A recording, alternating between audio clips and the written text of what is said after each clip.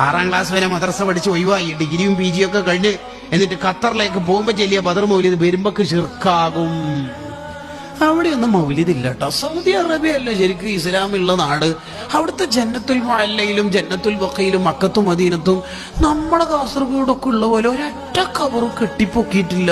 അതൊക്കെ തെറ്റാന്ന് ഇപ്പൊ മനസ്സിലാകുന്നെന്ന് പേര് പറയും കേട്ടാ. പോകുമ്പോ ചെല്ലിയ മദർ മൗലിദ് വരുമ്പോക്ക് ദോഹ ഇന്റർനാഷണൽ എയർപോർട്ടിൽ നിന്ന് തിരിച്ചു വരുമ്പോക്ക് ചെറുക്കാവും. എന്താ കാരണം വീട്ടിൽ നിന്ന് കിട്ടേണ്ടത് കിട്ടിയിട്ടില്ല.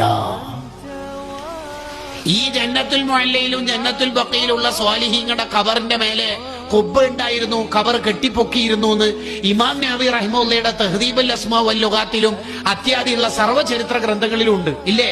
ഉണ്ട്. ആ ചരിത്ര ഗ്രന്ഥങ്ങളിൽ ഉള്ളത് പിന്നെ കളവാവോ? അല്ല, അത് കളവായിട്ടല്ല. ആ ഇമാമിങ്ങളൊക്കെ ഉള്ള കാലത്ത് അതൊക്കെ ഖുബ്ബ ഉണ്ടായിരുന്നു, ഖബർ കെട്ടിപ്പൊക്കിയിരുന്നു. ഇബ്നു അബ്ദുൽ വഹാബ് വന്നിട്ട്, വഹാബി നേതാവ് വന്നിട്ട് സൗദി ഭരണം ഏറ്റെടുത്തപ്പോ കെട്ടിപ്പൊക്കിയ മുഴുവൻ ഖബറും അടിച്ചു പൊളിച്ച് തകർത്താടിയതാണ് എന്ന് ചരിത്ര ഗ്രന്ഥങ്ങളിൽ വായിക്കാം. ഉറപ്പല്ലേ? ഒരു വീട്ടിൽ പോയിട്ട് ഒരാൾ പറയാണ് ഫുഡ് ഉണ്ട് എന്ന് പറഞ്ഞിട്ടാണ് പോയത്, ഒന്നുമില്ല. എന്തേ? ഓനെന്നെ കുറച്ച് നേരത്തെ ഓന്റെ ഏട്ടൻ പോയിട്ട് ഫുള്ള് ഫുഡ് കാലിയാക്കിട്ട് പ്ലേറ്റ് കാലി വെച്ചാല് എന്താ പറയല്? അവിടെ ഫുഡ് ഉണ്ടെന്ന് പറയില്ലാന്നാ? ഇല്ല. അതേപോലെ ഖബർ കെട്ടിപ്പൊക്കിയിരുന്നു. ഇവന്റെ ഏട്ടൻ നേരത്തെ പോയിട്ട് പൊളിച്ചതാണ്. എന്റെ അയ്യന്മാർ പോയിട്ട് പറയാം ആടില്ല. എങ്ങനെ ഉണ്ടാവും?